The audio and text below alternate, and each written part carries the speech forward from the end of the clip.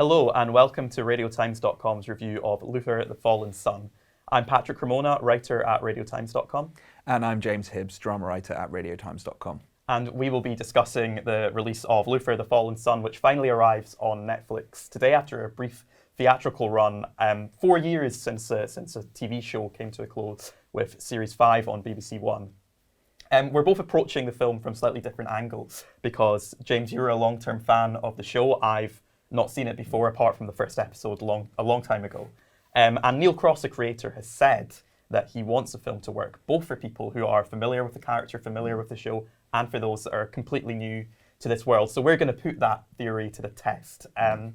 James, starting with you, what did you think of the film as someone who does know this world? Yeah, I mean, I had a really good time with it. I really enjoyed this film. Whether that's because I know this world or not, I'm not entirely sure. I mean, it's quite different than the series. In some ways, it's very similar, but it is quite different because it essentially puts John Luther in a completely different genre, to my mind.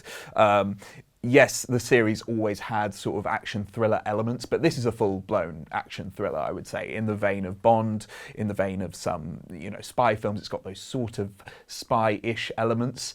He's not really doing much in terms of detecting as he used to do, and he's certainly not, affiliated with the police in the same way. There's a whole prison break sequence and all of this sort of stuff. It's lots of him chasing villains and, getting into scrapes and all of that sort of stuff.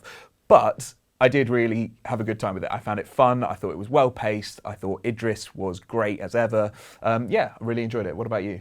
Yeah, it's interesting because although I hadn't really seen the show, I kind of had an expectation of what I thought the show was like. And that was quite a kind of dark, gritty, quite serious drama. And then I watched the film and okay, it was in some bits gritty and there certainly is darkness there. But the tone of it, as you say, it's all this kind of big, kind of ridiculous, kind of fun thriller type thing, which you can't really take too seriously, I don't think. But I actually really enjoyed that. As you said, I think it all does depend on how, kind of what level you take it at. And I don't think the film itself even knows whether it's kind of a serious thriller or a really kind of fun thriller. But I think that disconnect almost is one of the things that made it quite enjoyable. Yeah, the same for me. And to be honest, that's kind of what made the series enjoyable for me.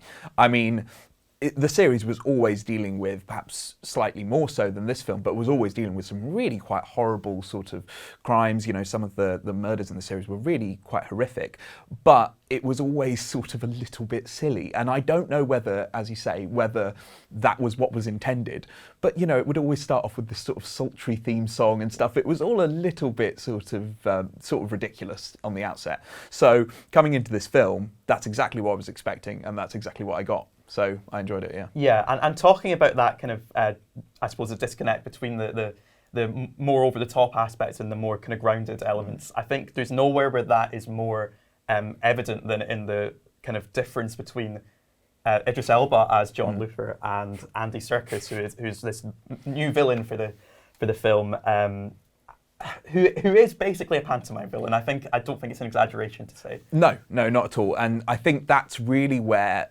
fans of the original Luther series are going to fall on one side of the fence or the other, because I think there has never been a villain in Luther quite like Andy Serkis's David Roby. He is absolutely ridiculous throughout the entire thing, from his wig to his just whole persona. The whole performance is dialed up to 11 in terms of ridiculousness. And, the villains in Luther were always, somewhat unhinged, but there was always sort of a bit more creepiness to it. I don't know that I found him massively creepy because I was too enthralled by how ridiculous what he was doing was. Well, I found him quite amusing. Right from his first introduction, when we see him making a threatening phone call with his phone slightly far away from his face, and that ridiculous hairpiece.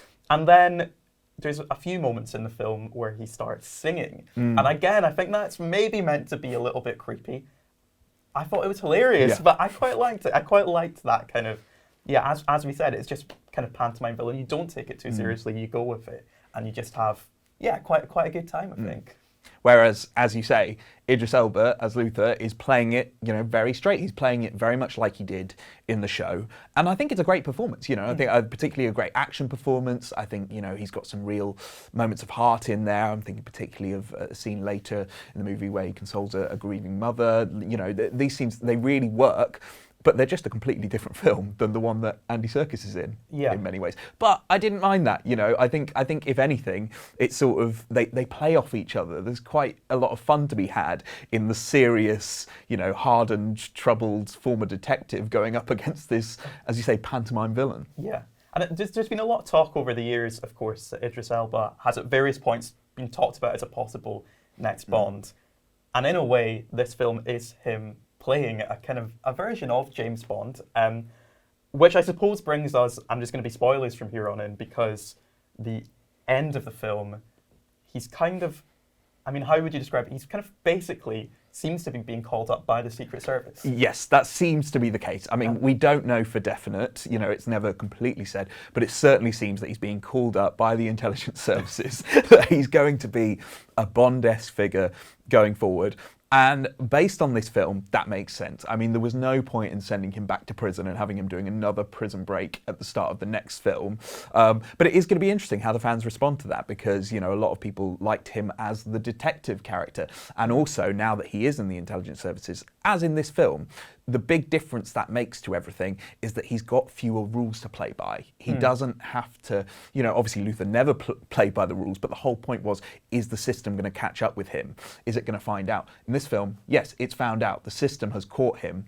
Going forward, it seems the system won't nearly be as strict. And that's, I suppose, freeing for Neil Cross and his team to sort of come up with more outlandish plots, allow more Luther to get into sort of more ridiculous scrapes, and he doesn't need to worry about what's coming for him. Yes, and then at the same time, it's interesting to wonder if Neil Cross will then go back to the TV show and kind of, because I suppose in this film there are a couple of recurring characters, Martin Schenk, but some, people were wondering if Ruth Wilson would show up, and she doesn't. No.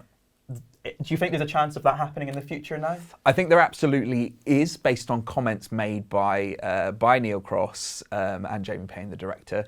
However, it would be interesting because, she is still a serial killer. That was her character. So it's still, even if Luther is working with the intelligence services, really not okay that he is hanging out with her. But at the same time, it's less of a thing than when he was in the police. It feels a little bit less.